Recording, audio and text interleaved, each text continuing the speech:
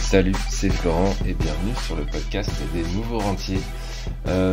Aujourd'hui, on va faire le bilan parce que c'est début septembre, donc on peut faire le bilan du mois d'août.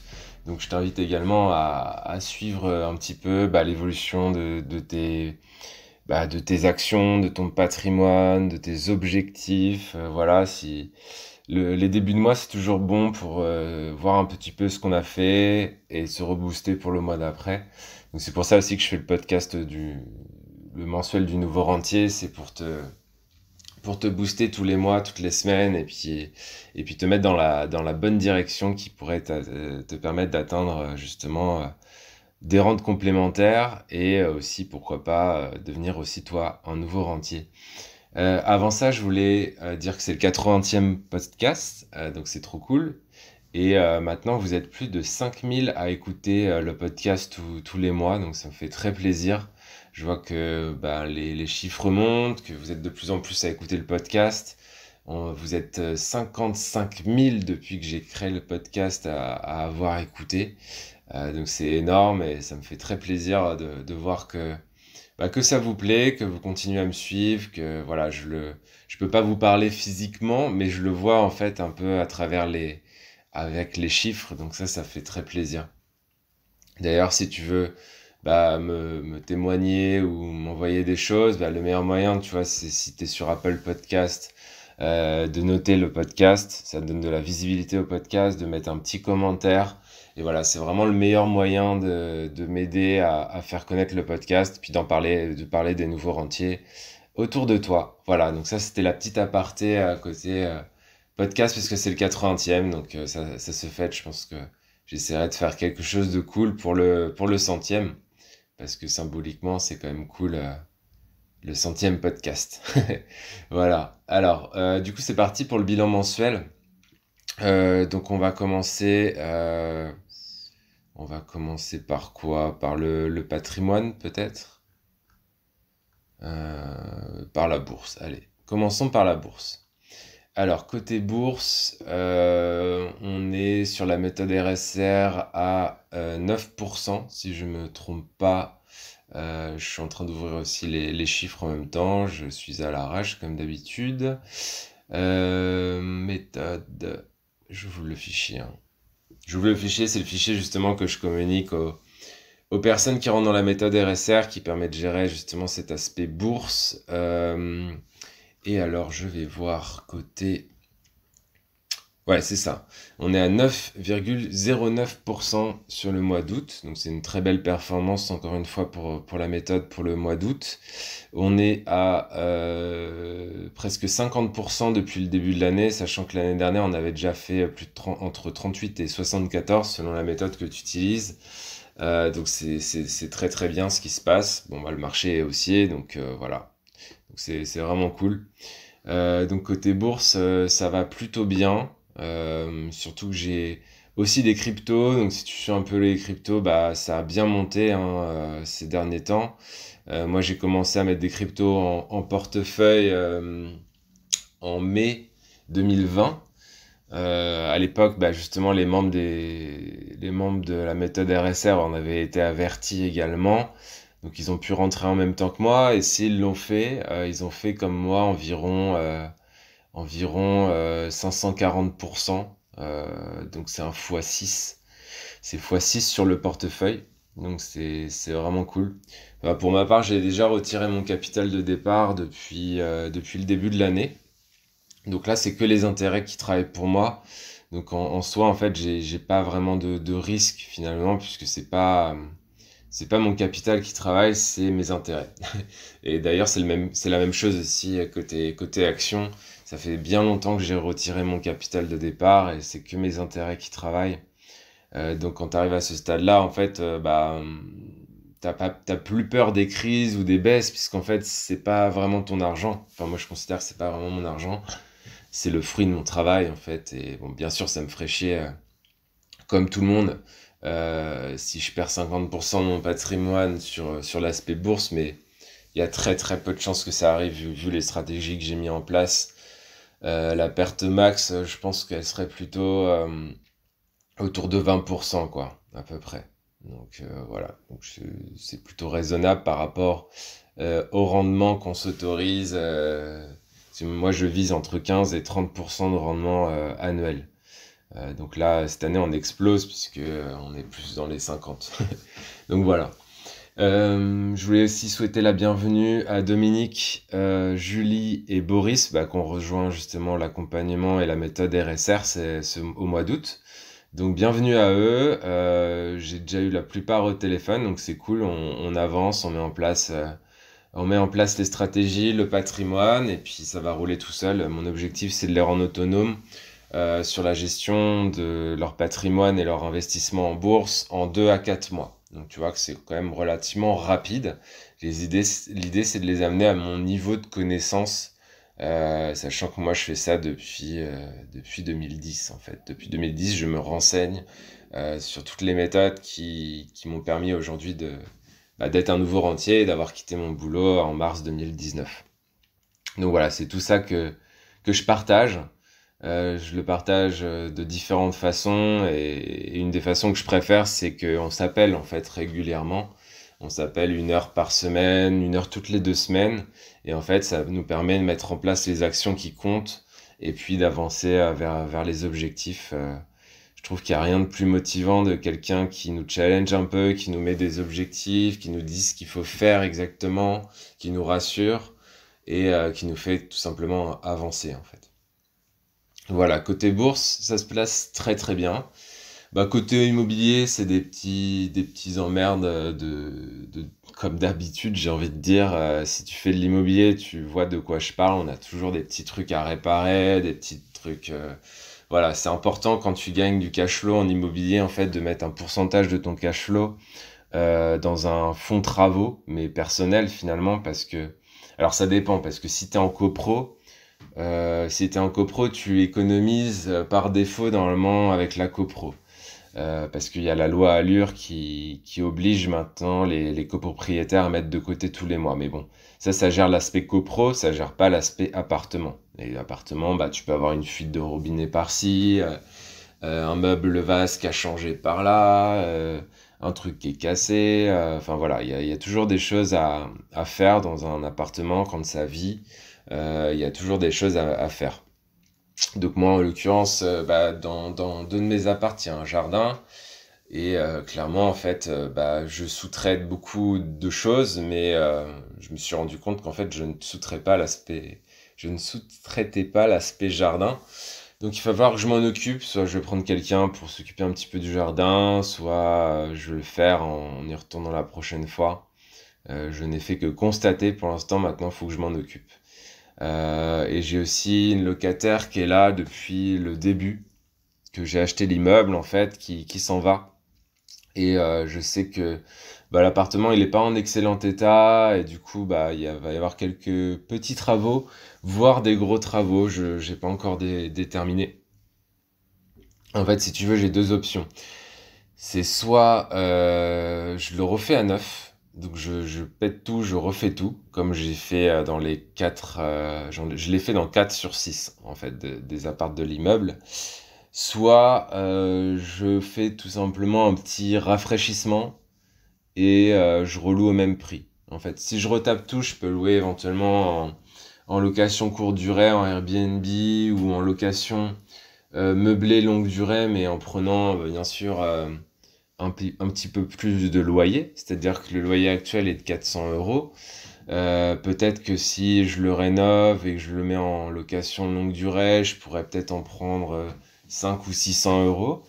Et si au contraire je le retape entièrement, je le mets en Airbnb, dans ces cas-là, on ira plutôt chercher sur le double.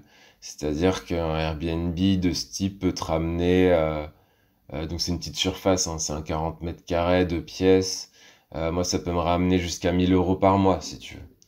Donc voilà, c'est des calculs, c'est de la comptabilité. De toute façon, l'immobilier, c'est beaucoup de calculs et des stratégies parce que si je refais tout, il faut sortir du cash pour le refaire ou remprunter un peu d'argent à la banque. Donc, faut que je vois un petit peu, tu vois, mes possibilités par rapport à ça. Savoir combien les banques me reprêteraient bah, pour refaire cet appart supplémentaire. Et puis voilà. Donc on va voir ça tranquillement.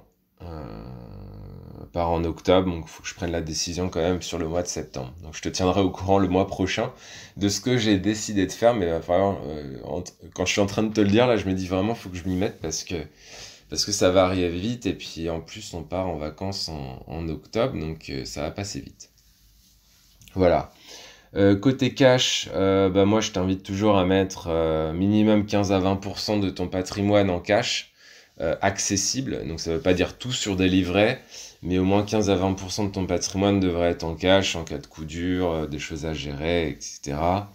Ce que j'oublie de te dire aussi côté immobilier, c'est que bah, on fait de l'argent côté cash flow, parce que en fait, mes locataires et tout ce que j'ai mis en place me rapportent plus que mes emprunts et toutes les charges. Bon, voilà, il y a un cash flow positif qui se dégage. Et en plus de ça, on s'enrichit d'une deuxième façon, c'est-à-dire que je m'enrichis aussi parce que bah, tous les mois, je rembourse mes prêts. J'ai aucun prêt, tu sais, souvent sur Internet, les gens ils disent ouais, je fais trop tout ça de cash flow, mais des fois les gens ils ont un différé. Un différé, en fait, tu rembourses que les intérêts, tu rembourses pas de capital, donc ça fait une grosse différence quand même dans le cash flow. Et moi, je suis en cash flow positif et je rembourse mes prêts, donc je m'enrichis de deux manières différentes. Et la troisième, c'est que aussi j'ai acheté tout en moins-value par rapport au marché. Je sais que le marché a bien monté et que du coup, j'ai des potentiels plus-values latentes qui sont vraiment aussi intéressantes sur l'immobilier. Donc c'est vraiment trois manières de s'enrichir dans l'immobilier. C'est la plus-value de ton bien à l'achat. Si tu fais une bonne affaire, normalement tu sais que tu peux la vendre plus cher, limite dans la foulée. Deuxième moyen, c'est que tu peux faire du cash flow positif. Et troisième moyen, c'est que tu rembourses du capital à la banque. Donc en fait, tu t'enrichis forcément tous les mois. Donc voilà, ça fait que bah, mon portefeuille en bourse, on est à plus de 21% par an depuis le début. Donc même avec mes conneries des 5 ou 6 premières années, je suis quand même à 21% par an sur les 10 dernières années. Donc c'est cool. C'est cool parce que c'est plus de deux fois plus le fonds que j'utilise en comparaison qui s'appelle Carmignac Investissement. Tu peux aller voir, hein, Carmignac Investissement, tu tapes ça sur Boursorama ou autre. Donc c'est un fonds qui performe pas trop mal puisqu'il fait 9,3% par an sur les 10 dernières années. Mais tu vois que bah, moi je suis pas un expert et je fais le double. Donc c'est plutôt cool. Côté crypto, je t'ai déjà dit. Et puis côté globalité du patrimoine, donc on est à 30% par an. Et encore, j'ai même pas compté le cash flow de l'immobilier, donc on serait à beaucoup, beaucoup plus. Il faudrait qu'un jour je remette le cash flow de l'immobilier dans ce tableau, parce que il y a beaucoup de choses que j'ai pas mis en fait. En soi, c'est beaucoup plus en fait.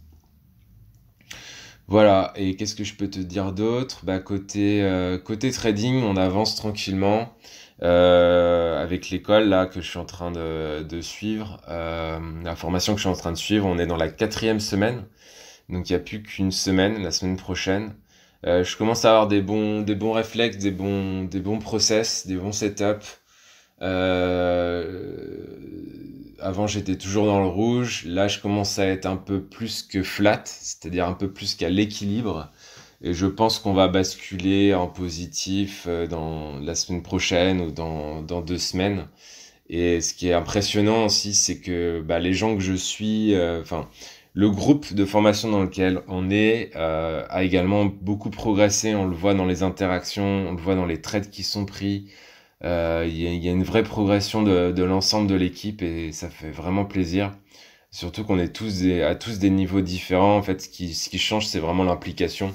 Sur cette formation, en tout cas, si tu t'impliques et si tu mets les choses en place qu'on t'enseigne, franchement, après, c'est que du comportement. Donc, c'est toi face à toi-même. Et ça, c'est le principal problème du trading et de la bourse en général. C'est que on a beau te donner des techniques ou bah, des Ouais, des setups, des techniques, même des signaux. Si t'as pas les bons comportements derrière, en fait, tu perdras de l'argent. Et c'est pour ça que dans mon accompagnement, moi, sur l'investissement en bourse long terme, ce que je fais, en fait, c'est que je mets en place des process qui font que bah, les personnes, elles ont même pas l'opportunité de faire une erreur, en fait, si tu veux. Parce qu'elles m'ont régulièrement au téléphone, il y a un groupe de soutien, il y a une stratégie qui est claire, qui est nette, qui est précise, qu'on suit tous les mois, qui nous prend une demi-heure. Et en fait, il n'y a aucun droit à l'erreur. Tu peux pas te planter, en fait, avec ce genre de stratégie. Et voilà. Donc c'est la même chose pour le trading. C'est pour ça que j'avais pris cette formation à l'époque.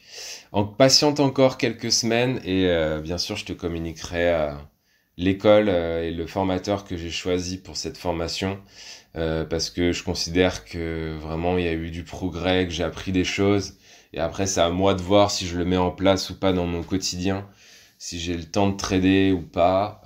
Donc ça c'est plus la faute du formateur, c'est moi en fait et mon comportement et ce que je décide de mettre en place quoi. Donc il faut être quand même assidu. Moi, mon objectif, c'est vraiment de trader, mais peut-être que deux heures par jour seulement. Donc il faut vraiment que je réfléchisse à réfléchir au créneau, quel est le meilleur créneau pour trader, qu'est-ce qu'il faut que je fasse pour que ça tienne en 2-3 heures maximum, etc. Donc ça, c'est mon problème parce que bah, dans la formation, tu vois, il y a des gens, ils veulent en faire leur métier et du coup, ils vont y passer peut-être 7 ou 8 heures par jour, ça les dérange pas. Moi, j'ai d'autres choses à côté et du coup, je veux pas en faire un truc où je passe mes journées devant un graphique, devant l'écran. Donc, faut que je réfléchisse vraiment à l'adapter à ma situation. Voir, ouais, faut que je réfléchisse, quoi. Donc voilà, pas mal de réflexions à venir au mois de septembre, tu vois, qu'on s'ennuie pas, qu'on s'ennuie pas même quand on est rentier, les journées passent vite.